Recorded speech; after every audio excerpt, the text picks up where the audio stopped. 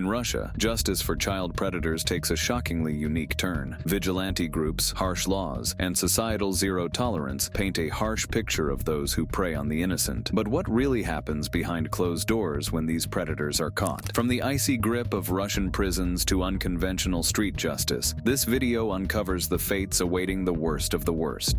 The case of Vyacheslav Matrosov. In Russia, a harrowing case unfolded when a father named Vyacheslav Matrosov discovered that his close friend, Oleg Sviridov, had been abusing his young daughter. Matrosov, consumed by rage and grief, confronted Sviridov and, after a violent altercation, forced him to dig his own grave before taking his own life. The incident sparked a wave of public outrage and debate in Russia. While many sympathized with Matrosov's actions, citing the horrific abuse his daughter had endured, others condemned his actions as vigilantism and murder. Matrosov was initially arrested and charged with murder, but public pressure and widespread support for his cause led to a swift change in public opinion. Locals raised funds to hire lawyers, and prominent figures like Russian strongman Vladimir Putin's goddaughter, Ksenia Sobchak, publicly defended Matrosov's actions. Ultimately, Matrosov was convicted of inciting Sviridov's suicide and sentenced to 18 months in prison. However, he was released a year early, sparking further controversy and raising questions about the justice system's handling of such cases. The case of Vyacheslav Matrosov highlights the complex emotions and moral dilemmas surrounding child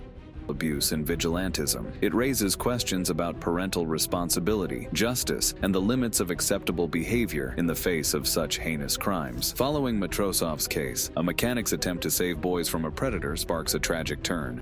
Vladimir Sinken. In the Russian city of Ufa, a car mechanic named Vladimir Sinken found himself hailed as a hero, but also convicted of murder for stepping in to save two young boys from a convicted pedophile. Sinken, 34, was walking by when he heard the cries of a frightened 10-year-old who had escaped the clutches of Vladimir Zaitsev. The predator had lured the boy and his 14-year-old friend to his flat, plying them with alcohol and engaging in despicable acts. Without hesitation, Sinken stormed into Zaitsev's flat. A heated scuffle ensued, during which Sinken managed to rescue the older boy. Zaitsev was left severely injured, reportedly hitting his head during the altercation, and suffering further wounds from Sinken's attempts to restrain him with a stick. By the time authorities arrived, Zaitsev was gravely injured and later died en route to the hospital. While Sinken was hailed as a hero by the public, his actions led to a murder conviction. The jury deliberated for 8 hours before finding him guilty. However, the medical evidence presented revealed that Zaitsev's death was due to frostbite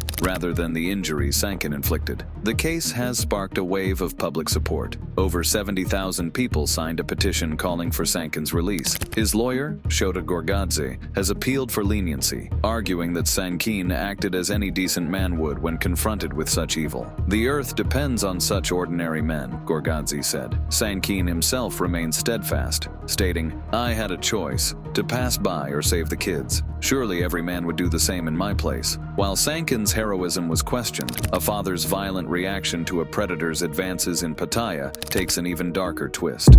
The Paya Incident. The idyllic setting of a Pattaya villa party descended into tragedy when a British father, enraged by a Russian man's predatory advances towards his 15-year-old daughter, unleashed a torrent of fury. Under the influence of alcohol, 36-year-old Igor Yasilyev whispered a lewd proposition to the young girl, igniting a primal rage within the father. In a moment of blind fury, the father delivered a single devastating blow to Yasilyev, sending him crashing to the ground. The impact proved fatal, leaving Yasilyev with a critical head injury. The incident has sent shockwaves through the expatriate community in Thailand. The father's actions, while undoubtedly extreme, tragically reflect the deep-seated fear and anger that parents experience when their children are targeted by sexual predators. This tragic event raises profound questions about the limits of self-defense, the fragility of life, and the devastating consequences of unchecked predatory behavior. It serves as a stark reminder of the urgent need to address the issue of child sexual abuse and to protect our children from those who would seek to harm them. The following execution will shock you.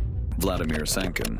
Vladimir Sinken became a hero in the eyes of many in Russia after being accused of killing a pedophile while saving 2 teenagers from his clutches. At first, this story was seen as a case of a father figure acting in defense of vulnerable children. However, as the investigation unfolded, the truth behind the incident proved to be far less heroic. Initially, the media, including outlets like The Courier, reported the story in a way that suggested Sinken had acted out of pure justice, defending the boys from a predator. The story was framed as a selfless act, and the public responded accordingly. Many people called for Sinken's release, believing that he had done nothing wrong and should be praised for his bravery. The initial narrative was widely supported, and Sinken's act of violence was seen as a necessary punishment for the pedophile. However, the investigation later revealed a darker truth. The teenagers who were supposedly rescued from the pedophile had actually been drinking with the man at his house before the violent incident. After refusing his inappropriate advances, they left, only to return later with Sinken. Together, they took the man outside, and Sinken proceeded to beat him severely with a piece of fence. During this attack, Sinken stole money from the victim and gave some of it to the teenagers. The beating lasted for hours, and it was only when police intervened that the violence stopped. This new version of events painted a much different picture. Sinken's actions were not those of a protector, but of a man driven by vengeance and greed. The teens, instead of being innocent victims, were complicit in the crime. They became participants in a brutal act of violence, which ultimately resulted in the death of the man. The media's original portrayal of Sinken as a hero was misleading and reckless. The public's outcry for justice in his favor was based on false premises, and it is a stark reminder of the importance of verifying facts before jumping to conclusions. In the end, this wasn't a case of a man standing up against a predator, but a senseless crime that involved multiple perpetrators.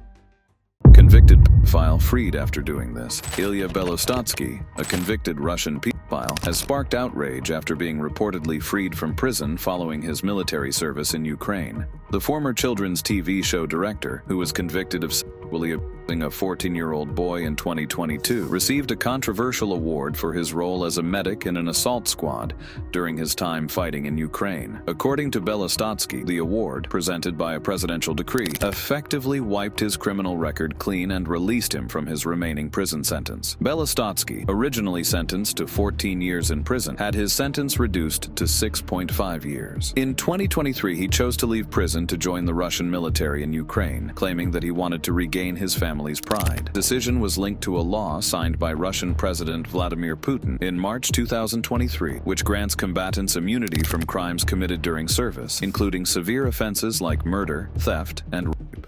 Despite Belostotsky's claim that the award legally absolved him of his crimes, there has been no official confirmation of his release or the full legal implications of this action. The case has sparked widespread condemnation, particularly regarding the implications of granting immunity to soldiers involved in serious criminal activities. Critics argue that it sends a dangerous message, especially in light of the rise in crimes committed by Russian soldiers returning from Ukraine. The case highlights the broader issue of accountability and justice, raising concerns over how the Russian legal system treats individuals who have committed heinous crimes, yet are granted significant leeway under the guise of military service. The continued use of combatant immunity is seen by many as a troubling development in the broader context of Russia's ongoing conflict in Ukraine. As one controversy sparked outrage, another dark tale unfolded in the remote corners of Russia, revealing the horrific depths of human depravity.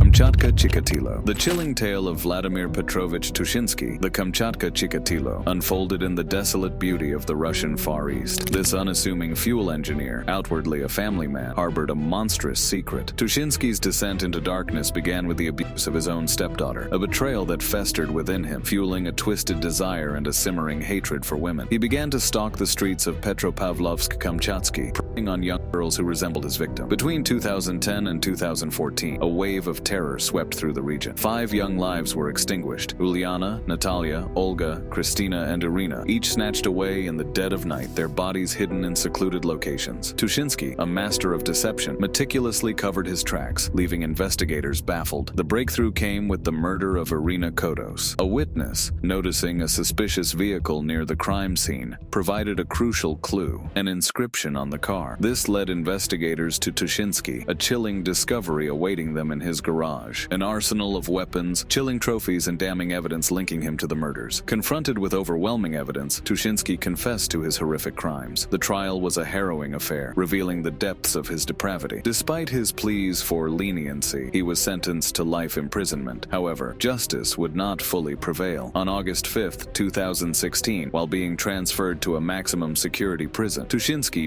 died suddenly of a heart attack, leaving many questions unanswered and a chilling legacy of terror in his wake. If you found this video interesting and would like to discover other stories of this type, click on the videos displayed on your screen. But before you do, don't forget to subscribe and put a like if you liked the video. Thanks for watching, stay safe, and we'll see you in the next video.